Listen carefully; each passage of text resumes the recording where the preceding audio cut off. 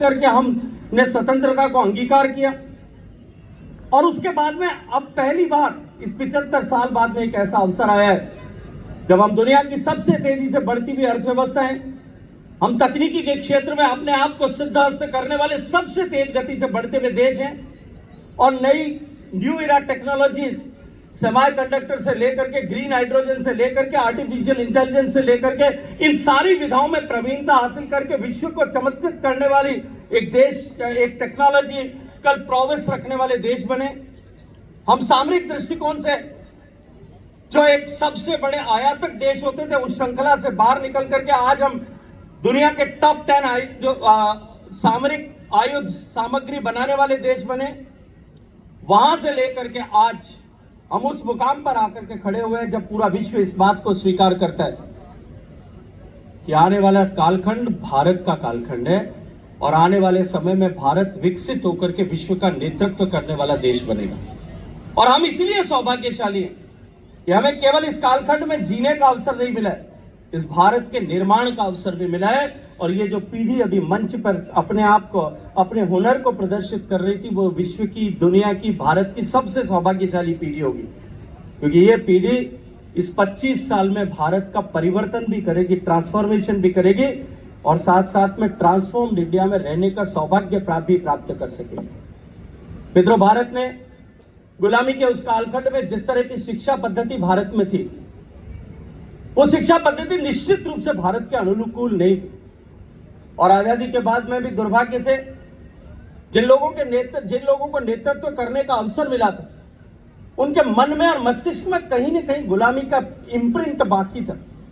और उसके चलते हुए उन्होंने कभी भारत के अनुरूप, भारत की आवश्यकता के अनुरूप, क्योंकि India is a unique country जिसकी तुलना किसी भी दुनिया के दूसरे देश से नहीं की जा सकती, एक ऐसे देश के लिए अपने अनुकूल शिक्षा व्यवस्था का सृजन भी भारत में नहीं हो पाएगा। हमारी शिक्षा व्यवस्था, स्कूल के प्रिंसिपल यहां खड़े हैं, our education system relies on only 2 pillars. पहला, याद करने की, स्मरण करने की क्षमता, the capacity to recite, and the other pillar is the capacity to calculate. जो जितना ज्यादा जल्दी कैलकुलेट कर सकता है और जितना ज्यादा याद रख सकता है, वो हमेशा स्कूल में, कॉलेज में वो जो है he will be the number 1 student.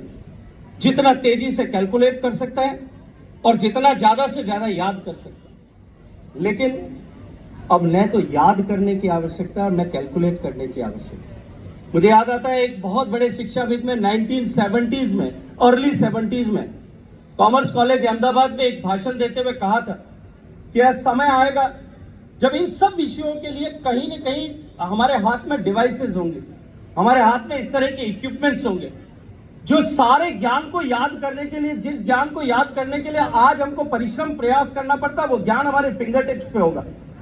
मुझे याद आता है when I was studying my college, university के दिनों में मैं ठीक ठाक थोड़ा पढ़ने में था, तो we used to go to library and for any such reference we used to consult encyclopaedia Britannica.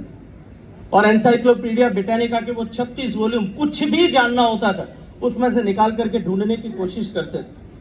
और मैं जब सोचता था, स्टूडेंट था तब, कि जब कभी मैं बड़ा हो जाऊंगा, मेरे पास में खुद का कमाया हुआ पैसा होगा, I will buy a set of encyclopedia Britannica और अपने घर में रखूंगा। जब मैं बड़ा हुआ और काम करने लगा, काम के सिलसिले में मैं विदेश में था। मैं सुबह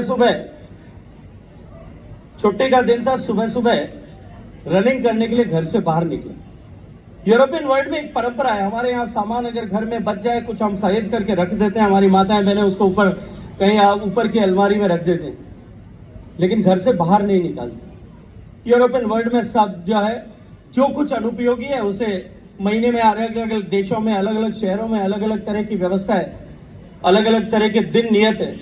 उस दिन घर के बाहर एक टेबल पर करीने से सजा करके वो बाहर रख देते हैं। आपने नया टेलीविजन खरीद लिया, एलईडी खरीद लिया, आपने अपना पुराना टेलीविजन बाहर रख दिया, आपने कंप्यूटर नया खरीद लिया, न्यू जनरेशन का मशीन खरीद लिया, पुरानी को आप बाहर रख देते हैं with a placard that any gentleman can pick up.